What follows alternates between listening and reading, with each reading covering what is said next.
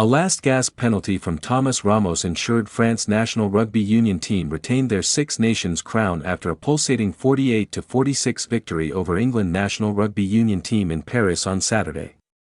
The match, played at the Stade de France, was a roller coaster of tension, drama, and attacking brilliance, featuring 13 tries and multiple lead changes that kept fans on the edge of their seats until the final whistle. From the outset, the fixture promised excitement.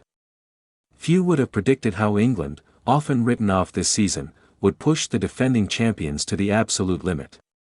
But as the opening whistle sounded, Les Blues showed why they are considered one of Europe's most formidable sides. Within 8 minutes, Ramos delivered a perfectly timed grubber behind England's defensive line, which Bielle-Biarrey finished with aplomb to give France an early 7-0 lead after the conversion. The first try set the tone for a match that would oscillate wildly between order and chaos, brilliance and heartbreak. England, however, were not about to lie down. Slick passing from Fin Smith to Elliot Daly, and then out to Tom Roebuck, allowed the wing to score unconverted, bringing the score to 7-5. England's response was immediate and showed their intent. They were not just participants in this game, they were contenders. Bielle-Biarrey, however, quickly reminded the home crowd of his brilliance, touching down again from a perfectly placed Matthew Jalibert kick to make it 14-5.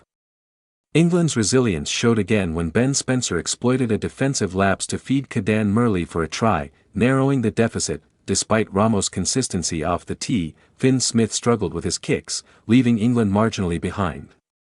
The first half saw France extend the lead with Ramos converting penalties, but England struck back with two powerful mauls that saw Ollie Chessum cross for a try, converted by Smith to level the scores. Not content, England struck again 6 minutes before halftime when Chessum turned provider for Alex Coles, with Smith adding the extras and a penalty to put England ahead 27-17. France, though, had a lifeline before the break. A 40th-minute penalty try brought them within 3 points, while England's Ellis Genge was sin-binned for a maul offence. The interval offered Fabien Galthi's men a chance to reset. Coming out of halftime, France struck with remarkable intent. Bielle-Biarrey scored his first international hat-trick, and teammate Theo Adesag added another try inside 8 minutes, giving France a 38-27 lead. England's fightback was extraordinary. Chessum intercepted a pass and ran from distance to narrow the gap to 6 points. Steve Borthwick's tactical changes paid dividends when Marcus Smith powered over the line and converted to give England a slender 39-38 lead. For a brief moment, it appeared England might snatch the championship from the jaws of Les Blues, yet France's composure and ability to capitalize on key moments proved decisive. Antoine Dupont spotted a gap in the English backfield, and Bielle-Biarrey completed his fourth try, a staggering personal achievement in such a high-pressure fixture. England responded with a try from Tommy Freeman after a clever pass from Jack van Poortvliet, briefly reigniting hope. Ultimately, errors in England's defensive half, high tackles, missed tackles, and minor lapses, presented Ramos with a golden opportunity. Standing calm under pressure, he slotted the decisive penalty, sending the French fans into euphoria and cementing France's retention of the Six Nations crown. England, despite the loss, walked off with their heads held high after a performance that was technically impressive and full of character. The standout performer of the night was undoubtedly Bielle-Biarrey. Scoring 4 tries in a single international match is a feat rarely seen, and his pace, anticipation, and finishing ability were unmatched throughout. Ramos, for his part, displayed nerves of steel, calmly executing under pressure to deliver victory for Les Blues. On the England side, Chessum's power and skill at the breakdown, Earl's all-round dominance, and Daly's tactical intelligence ensured that the visitors were never out of the contest. Despite the narrow defeat. France's victory, however, did not hide some structural issues. Their scrum, weakened by injuries and the absence of veteran players like Winnie Atonio, was occasionally vulnerable. Dorian Aldegheri struggled against England's forwards, and replacement Demba Bamba could not fully stabilize the platform. These flaws suggest that while France's attack and kicking game can mask weaknesses, there is still work to do ahead of future international competitions, particularly with the World Cup on the horizon. For England, the paradox of the night was striking. their worst Six Nations campaign in terms of results produced their most complete performance of the cycle. Scoring 46 points at the Stade de France should have been enough to win on another night.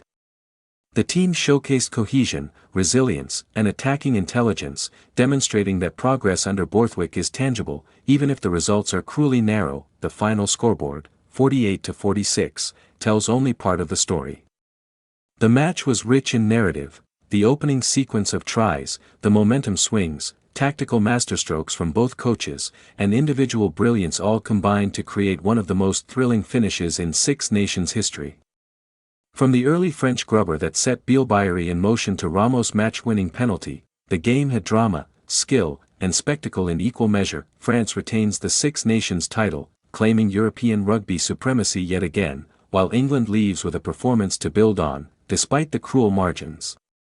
The fixture will be remembered for the intensity, the attacking fireworks, and the drama of the final minutes, a match that perfectly illustrates why rugby remains a sport capable of producing moments of unparalleled excitement and heartbreak. Teams: France, Thomas Ramos, 15, Theo Adesagbe, 14, Pierre-Louis Barassi, 13, Yoram Moefana, 12, Louis Bielle-Biarrey, 11, Mathieu Jalibert, 10, Antoine Dupont, c. 9, Charles Olivon, 8, Temo Meshu, 7, François Cross, 6, Emmanuel Meafo, 5.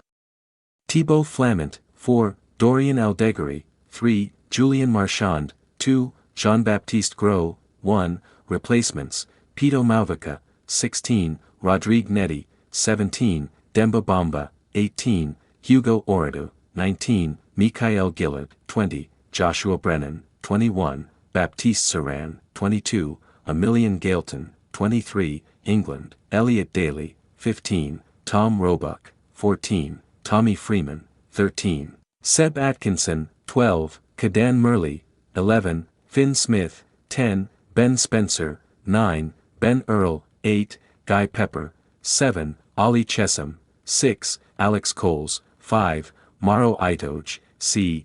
4, Joe Hayes, 3.